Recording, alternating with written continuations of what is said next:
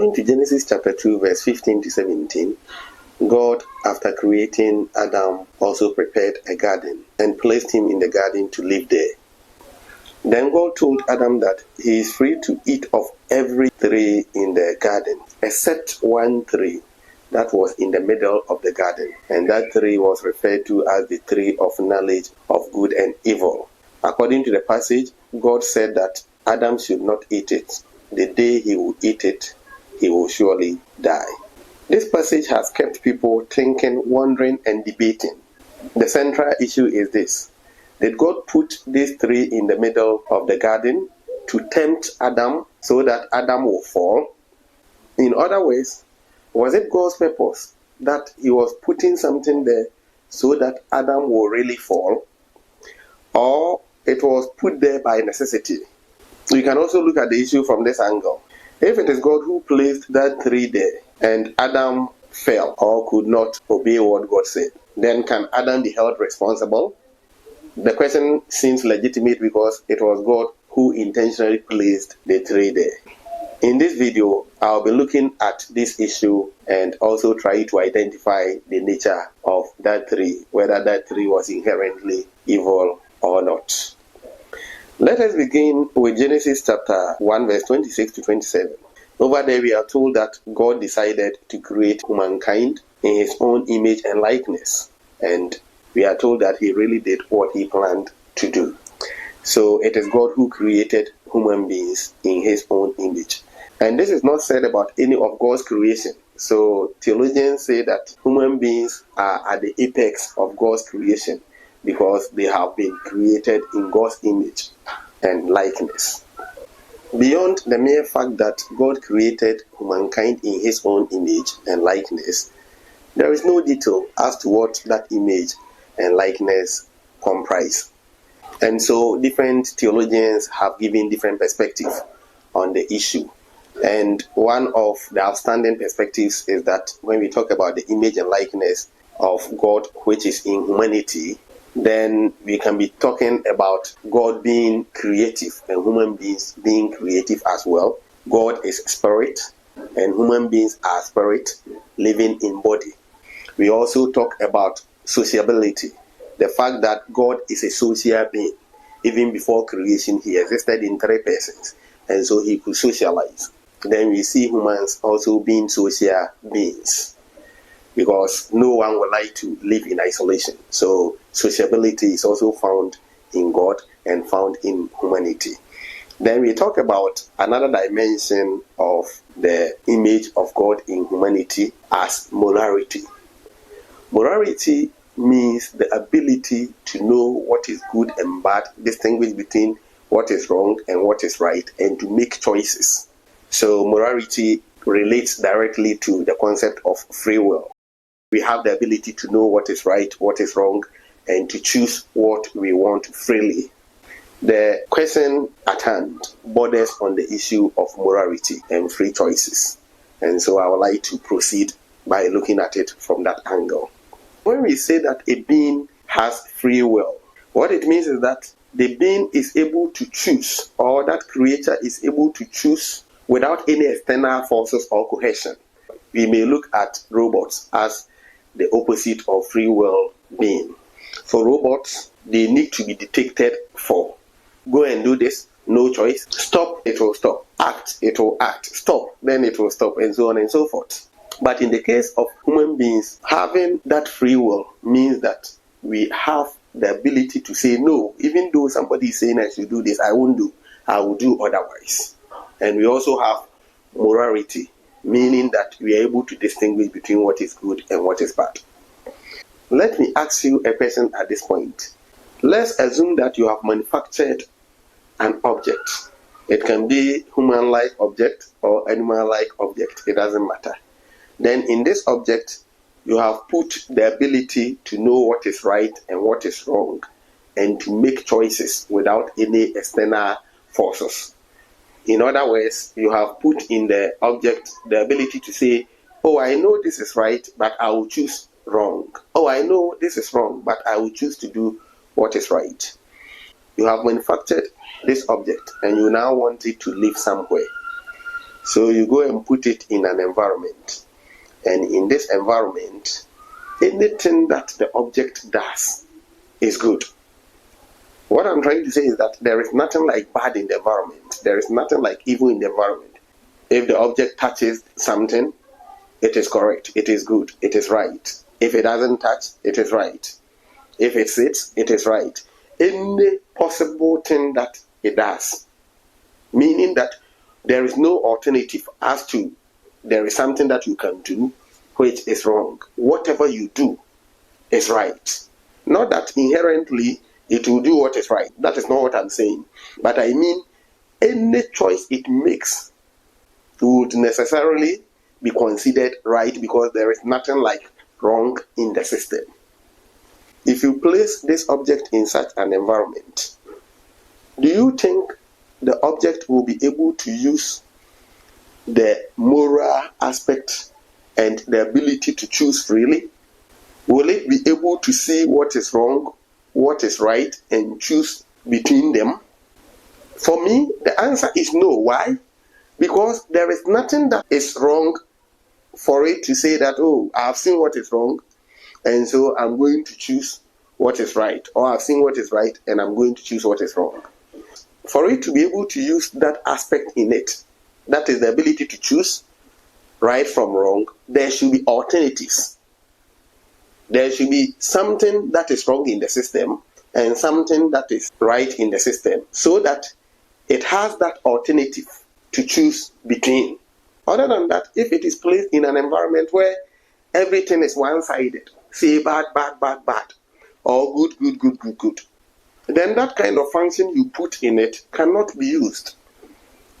My point is that once you have put in that object the ability to know what is right, what is wrong, and the ability to choose one of them, you must necessarily provide alternatives. It could happen that alternatives are not equally distributed. It could happen that one of them is more than the other, but at least there should be alternatives. Let's look at it from this angle. You are going to write examination. It is multiple choice from A to D. If you choose A, it is correct. If you choose B, it is correct. If you choose C, it is correct. If you choose D, it is correct. Have you been given the opportunity to choose? No. What it means is that there is no alternative to choose what is wrong from what is right. And this links up well with the issue that we are talking about right now. Given this fact, it was important and necessary for God to place Adam in an environment where there are alternatives, so that Adam's free will and his morality could be used. If in the Garden of Eden, anything that Adam was capable of doing and did was right, then the free will and the morality was useless and could not be used and developed. So it was a necessity. That is my point. That tree of knowledge of good and evil was a necessity based on the fact that Adam had something that made it necessary for us to have alternatives. And that something that Adam had was the free will and the moral aspect of his being.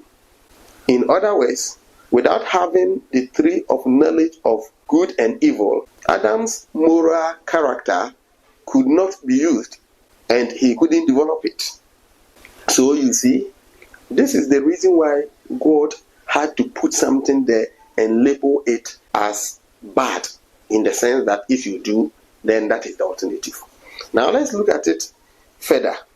There was nothing inherently bad or evil in the tree of knowledge of good and evil. There was nothing inherently bad or evil in it. Why am I saying this? I'm saying so because it was part of what God had created, as at the time of Genesis chapter 1 verse 31, where God said that he looked at all that he had created and it was very good. At the end of each day of creation, God said what he had created was good, was good, was good. But after all the creation had been done, he looked at it in Genesis 1:31 and said it was very good. And this tree was part. It was just a matter of label. God simply labeled it. That if you eat of it, then you have done what is wrong. It doesn't mean it was some evil kind of fruit or evil kind of tree. No, it was simply labeled as such so that you could get alternatives. You might be asking, okay, so does it mean that until they ate it, they did not have knowledge of good and evil? No, that is not the point. From what I've said so far, it means they were created to know what was good, what was evil, and that was inherent in their nature. But in Hebrew, we have different kinds of knowledge. We have intellectual knowledge and we have experiential knowledge. The word used here has to do with experience. So the point is that even though you know by nature the distinction between good and evil, you have not experienced it before. The day you eat it, then you experience what good and evil is. You will have experiential knowledge, not intellectual knowledge. Therefore, eating of these three did not give them the intellectual knowledge which they already had, but rather gave them experiential knowledge. That, we have now experienced what it means to do evil. We have now experienced what it means to do good. So it is experiential and not intellectual, not at all. Anybody who says that God shouldn't have put these three there is saying that they don't want to be moral beings and beings with free will. If you want to be like a robot, then you say that, no, then God shouldn't have put it there. But if you don't want to be like a robot and you want to have morality and the ability to choose, then definitely there should be alternatives there for you to choose one from the other. The issue that we are looking at also borders on blame and reward. Before you can say that you are going to reward somebody, it means the person had an alternative to do what was bad, what was evil, and decided to do what is good. If you are going to punish somebody, then it means you are saying that you could have done better, you could have done the right thing, but you did not do. So blame and reward are also founded on the issue of morality and free will. We can't put any blame on God. God is a holy God. He does not sin. He does not tempt anybody, and he does not cause anybody to sin. And so we should not think that God was the cause because he put the tree there. But as I've said earlier, it needed to be there to create an environment for Adam to live as a moral being who has the ability to choose what is good from bad and to choose what is bad instead of choosing what is good. In my view, instead of blaming God, we have to thank him because he did not put many of the forbidden trees in the garden. He put only one. So let's assume that we had about 1,000 trees in the garden. Then it means 1 out of 1,000 was the forbidden one.